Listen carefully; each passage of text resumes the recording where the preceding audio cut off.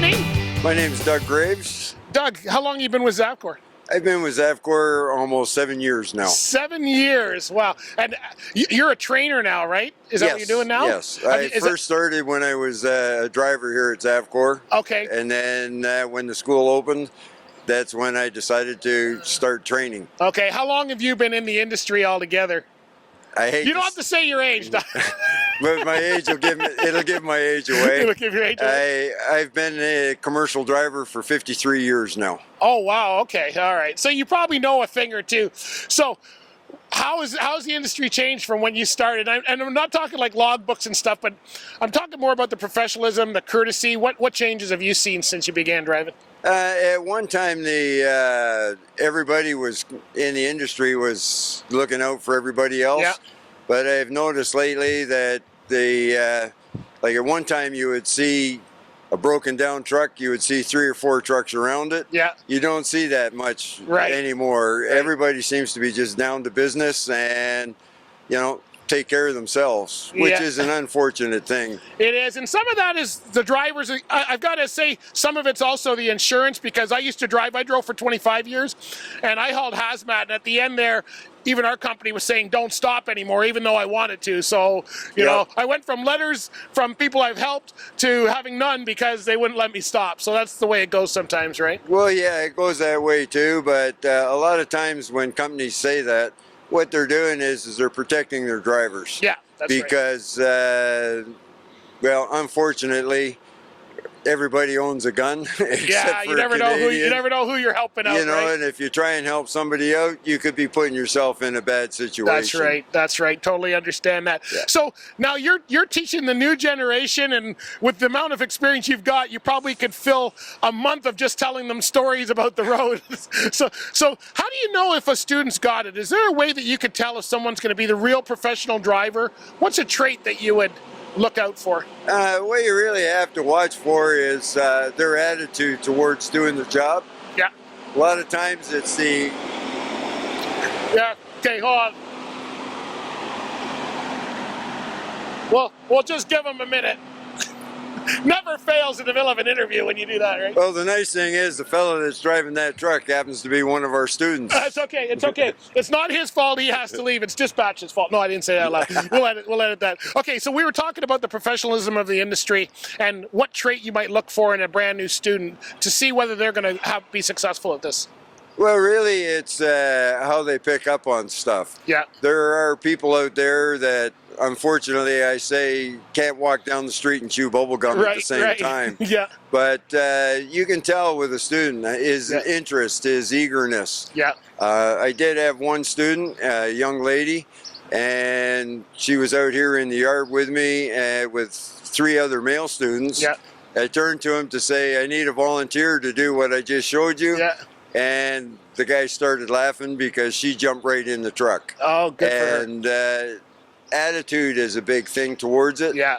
Everybody has to start somewhere. Yeah. But you can pick up on the attitude of the person, how eager he is to do something. Right. Or she is to do something. Yeah. And that's the number one key right there to know how the student's going to react. All right. So now part of this is to show people who have never even seen a truck before. Well, I'm sure everyone has seen one, but if someone is not in the industry, let's say you're talking to someone over a cup of coffee and they know nothing about trucking, what would you want them to know about the industry that you've learned over all of your years of experience? That's a good question. It's hard to answer. Yeah, I'm sure there's more than one, but just choose one that maybe something I like to, a lot of people that have never been in the industry or dealt with the industry, they don't realize how big these trucks are until they're standing right beside it. Yep. Talking over a cup of coffee, you try and make people aware of how dangerous it is to cut off a tractor trailer or how dangerous it is to be tailgating and stuff like that. Yeah. And a lot of people, I had one person that drove to Florida all the time. Yeah. And she said, these big trucks, they put their signal on and pull over. And I said to her, next time you drive, watch the big trucks. Yeah. If you count 4 flashes of their signal, they're getting prepared to come over. Yeah. few weeks later, she said to me, "Yeah, I watched that, and that's what happened. And thanks for the tip." But it made her safer around big trucks. Yeah, that's great to know. You've probably hauled a load of bananas or two, right? Yeah, I got 1 or 2 loads. That's for darn sure. How are those? I don't even. I've never hauled bananas. I've hauled a lot of stuff. I don't think I've ever hauled bananas. How do they load those? Are those stacked on pallets? How are they loaded on a truck? Well, you see in the grocery store when you buy the bananas, there are cardboard boxes that they're in, and they are loaded with approximately 90 of those cases on every skid. Yep. And they load them with a forklift. And then the neat thing with the forklift is it can pick up 2 skids at the same time. Okay. And nice. so you can get loaded quite fast. Yeah. Yeah. And they're usually stacked in pretty tight so that you don't have a problem. Do you have to drive any differently with a load of bananas on than you do with some other type of freight? No, any type of freight that you're driving, you got to make sure it's secured, make sure that, the driving is all the same. Yeah. It's just that you have to take extra precaution with it. The biggest thing with a load of bananas or produce like that would be the refrigeration unit. You got to make sure it's working. They've got to be kept at a specific temperature. Yeah. So with the type of trailers and sea containers, in the wintertime, you got to keep them warm. In the summertime, you got to keep them cool. Wow. So it's a well-balanced experience type thing. Do you start your new students off with a banana each day just to get them in the mindset of what they're about to haul, or no? No, not really. Okay, that's just breakfast. Thank you so much, Doug. Appreciate that. Thank you very much.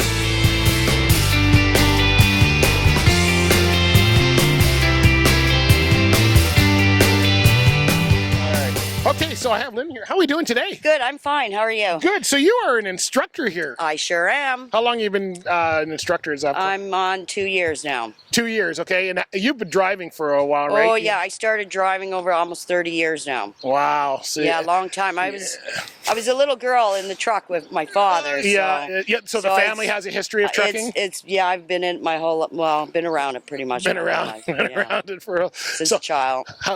Don't say his name. How's the new student doing? No, just kidding. Well, each student is different, right? Not every student responds to the industry or to the trucks, but, some are naturally going to pick it up quicker, and some need a little bit extra work, right? So each person's different. Yeah, no, and I it's funny you say that because I was talking to somebody else the other day about that students learn at different rates, and some are more hands-on, some are more mechanically inclined, some are less. You get some that know you're dealing with the ministry. They have wording. They want you to get the wording. Some don't understand how to get the wording out, and some know it just naturally how to describe the components of the truck and what they're mechanically might be, like you say, might be mechanically inclined or might be just totally smart altogether, know everything. So as an instructor, how do you balance that? How do you make sure that someone who's maybe not so mechanically inclined is still learning stuff like the inspection and that? Well, I tend to work with each student at what pace they're at. Right. If I pick up on a lot of that because being in the industry. Yeah. If I see you're great mechanically, you know your parts, you know everything, but when we get out there, you're not defensive. You're not looking. Your observation isn't good. So we need to focus on that. Yeah. Right? We don't just say, okay, you'll pass your test because you know all the words. Right. But when you get out on the road, you're not going to pass that road part because you're drive like this or you're all over the place. Right, right. You're not looking in your mirrors. Yeah. A lot of students think that they're a professional driver once they get through the training, but we all know that that's just the beginning, right? And that's the beginning. And defensive driving, if you practice that every day of your time out on that road, you get better and you get better, and your observation is you're on the ball. You're looking. You never cause an accident. You're always being safe. Right. Do you get a lot of women coming through the industry or talking to you about the industry? Yeah, not when I first started in the industry. There was only a few of us, and we weren't really recognized. Yeah. And now, as the industry, being out in a long time, I love to train the women. The women tend to pick up and think a lot quicker. Right. And they learn fast. Yeah, yeah. And they're fun. Yeah. So Right? what would you tell women who are maybe looking at this and looking at the industry? I think one of the biggest factors they have is it safe for a woman to be by herself in the truck?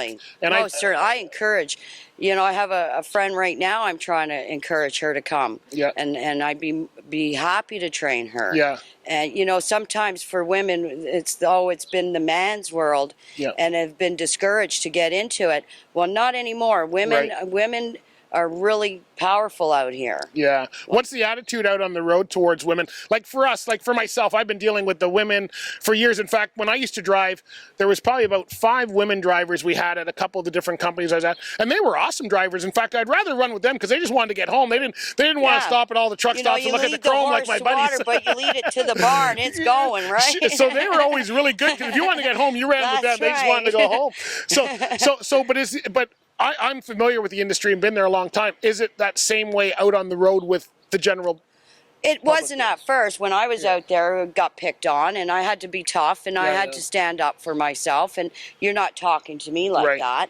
And that, changed as the years got over. All the senior men were respectable. Right, yeah. But you get the newer generation, figure they're tough, whatever. But the women now, I tell the women now, don't be afraid to go in that truck stop and something's going to happen to you. You're going to be just as safe as the guy behind me. Yeah, yeah. You get the respect out there, and you're going to be, everything's going to be fine. You're going to be accepted out here now. Yeah, yeah. You're more than welcome to be part of all of this industry. I think most men are fairly supportive. I mean, you do get the odd idiot. You get the odd little smart cracker there. Yeah, but most of them I think are pretty, especially the people I deal with, they all are. That's right. My whole career in the industry, I've ran into other incidents out on the road, but not in my workplace or not. Right. Everybody's was, you go, Lynn, you do it. Yeah. They would push me to go and do more. Right. Right. So that made it easier for me to carry on. So if somebody's looking at this and they're not in the industry, they don't know anything about it, maybe they don't want to be a driver, what would you just tell them about the industry in general? What would you want someone who doesn't know about trucking to know about truck drivers or women in the industry? It's trucking's been around forever. It's going to be around forever. It's work. It's opportunity. Yep. You can go from driving to in-house. You can be part of the shipping end, or you can be part of the dispatching end, or you can be like myself and Doug who've done in highway and city driving and listen to our dispatch and now offer and teach everything. The teaching part of this whole industry has been my greatest experience. Yeah, and now you're giving back to the industry by giving your knowledge, right? Like the knowledge, passing that on. I'm so blessed to be able to pass it on. Well, thank you so much. That's a great way to end this. Thank you so much for your time today, Lynn.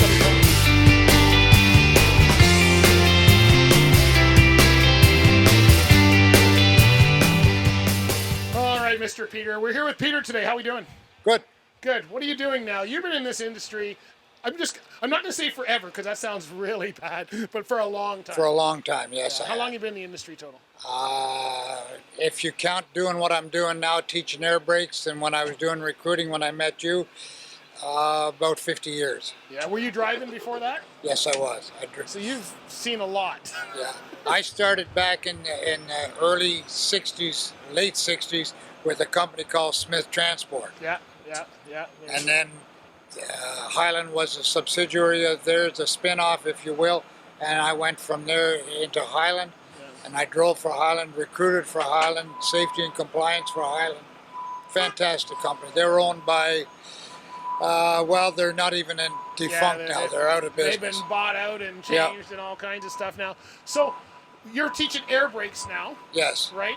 And this whole tour is about the professionalism of the industry. In your mind, because you've been everything from driver to recruiter and so on, what makes a professional driver? What's a trait that makes a professional driver? I don't know. That's kind of hard to answer. A lot of the younger people today think it's a glory thing, or a lot of people take it because it's not classified as a trade, so you don't have to do an apprenticeship. It has to be, in my words, a feeling. It has to be a yearning, and once you get into it, I attribute it to, and I use this in a lot of classes.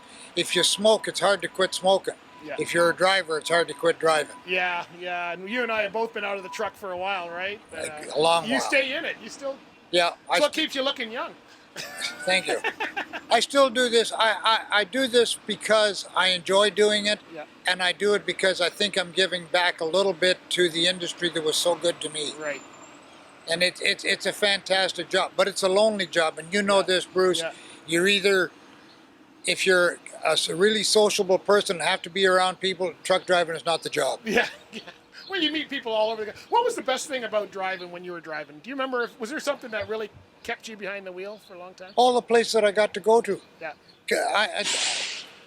I was on vacation. Yeah. And I got paid for it. And I've seen a lot of the U.S. and I've seen a lot of Canada, and Yeah. it's a great job. It just was, and I made good money doing it. So what do we got to get across to the new people coming into our industry? Because it's changed. It's not the same culture as when you and I were out there. What's changed? What do we got to get them to kind of realize? Well, I think a lot of it is the attitude that they go in with, Yeah. and from that, the rules and regulations, and the rules have kept changing. Yeah. And I'm not saying they're changing for the worse. I think a lot of them are changing for the better. Some of them not too fond of, Yeah. but they've got to find a way to make it more interesting and more appealing to the younger generation. Yeah. Yeah. Do you think the time away is taking away from that? The time away from home?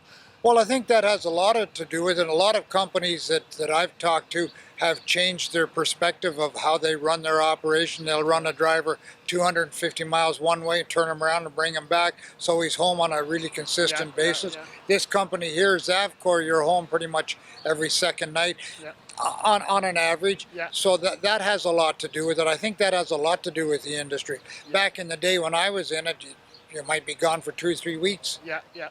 Yeah. I was usually gone for a week at a time was my choice, although I could have been home more if I wanted to, but Wednesday mornings don't do a lot for me. I may as well be on the road. So, well, that's great. Well, listen, if someone's not familiar with the industry at all, what would you tell them? If I came to you and I said, I don't know anything about trucking, what would you want me to know from somebody that's outside of the industry?